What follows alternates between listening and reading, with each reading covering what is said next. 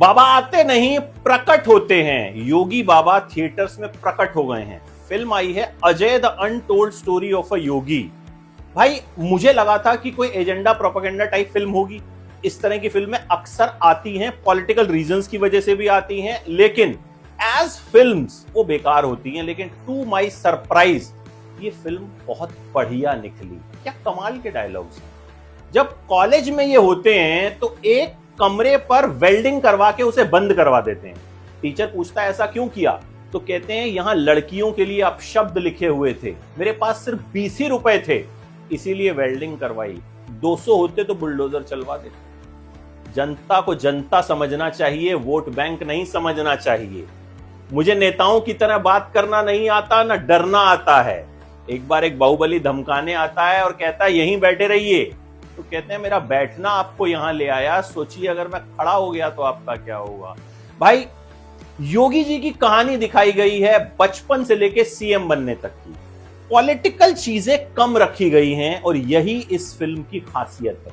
अब वो काट दी गई या रखी कम गई है मुझे नहीं पता, लेकिन जो मैंने फाइनल प्रोडक्ट देखा वो मुझे एक लीडर की बायोग्राफी दिखी जिसमें कोई एजेंडा नहीं है, कोई प्रोपेगेंडा नहीं है, किसी पार्टी को कोई गाली नहीं दी गई है।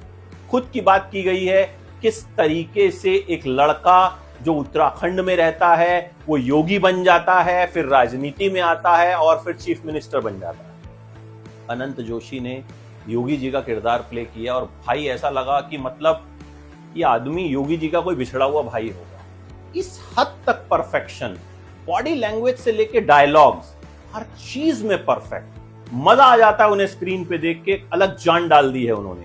परेश रावल उनके गुरु बने हैं, जिनकी शरण में जाकर अजय योगी बन गए थे। योगी की मां यानी अजय की मां परेश रावल के पास आती है, गुरुजी के पास आती है और कहती है आपने मुझसे मेरा बेटा छीन लिया, मेरे राम तुम्हें देखेंगे।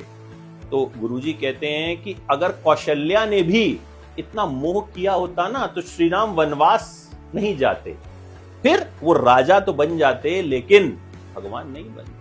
यार ऐसे ऐसे डायलॉग्स है ना, मजा आ जाता है। निरहुआ को एज पत्रकार देखना, भोजपुरी फिल्मों के बाहर देखना बताता है कि उनमें कितना कमाल का टैलेंट है, लेकिन वो भोजपुरी तक फंसे हुए थे या फिर उनका प्यार ही भोजपुरी है। पर यहां वो बहुत अच्छे लगते हैं। अजय मेंगी हैं एक एक्टर, वो योगी जी के साथ साथ रहते हैं, उन्होंने बहुत बढ़िया काम किया।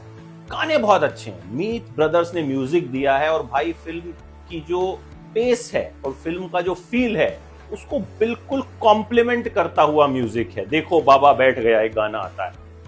देखो इस फिल्म में ना योगी जी को भगवान नहीं बनाया गया है, फालतू में उनका गुणगान नहीं किया गया है। इस फिल्म को फिल्म की तरह बनाया गया है, किसी भी एजेंडा प्रोपेगेंडा को फॉलो नहीं किया गया और इसीलिए मुझे ये फिल्म अच्छी लगी। प्रोडक्शन वैल्यू फिल्म की अच्छी। अक्सर जो इस तरह की फिल्में होती, जैसे पीछे उदयपुर फाइल्स आई थी, बहुत घटिया प्रोडक्शन वैल्यू थी, ठीक है, लेकिन यहां प्रोडक्शन वैल्यू शानदार है, आपको मजा आ जाता है। मेरे हिसाब से फिल्म देखनी चाहिए। मैं 5 में से 3.5 स्टार्स दूंगा। आप देखिएगा और बताइएगा कैसी लगी आपको।